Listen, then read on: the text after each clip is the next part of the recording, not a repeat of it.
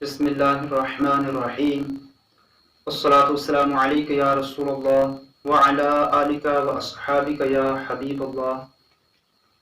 قال اللہ تعالی فی القرآن المجید والفرقان الحمید یا ایہا الذین آمنوا اذا قمتم الی الصلاة فاغسلوا وجوہکم وایدیکم الی المرافق وامسحوا برؤوسکم وَأَرْجُلَكُمْ إِلَى الْكَعْبَيْنِ صدق اللہ العظیم۔ فرمان مصطفیٰ صلی اللہ تعالی علیہ وآلہ وسلم، جو شخص مجھ پر ایک مرتبہ درود پاک پڑھتا ہے، اللہ رب العزت اس شخص پر 10 رحمتیں نازل فرماتا ہے۔ پیارے بھائیو، آج ہم بات کرتے ہیں وضو کے فرائض اور سنتوں کے بارے میں۔ وضو کے کتنے فرائض ہیں اور کتنی سنتیں ہیں؟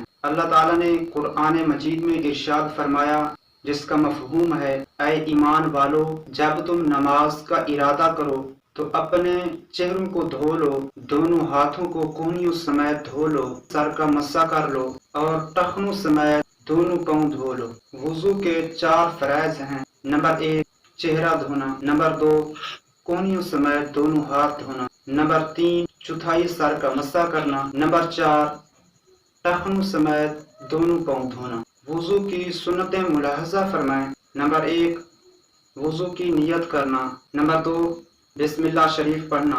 اگر وضو سے پہلے بسم اللہ والحمدللہ پڑھ لیا جائے، جب تک باوضو رہے گا تو فرشتے نیکیاں لکھتے رہیں گے۔ نمبر 3 دونوں ہاتھ پہنچوں تک 3 بار دھونا۔ نمبر 4 3 بار مسواک کرنا۔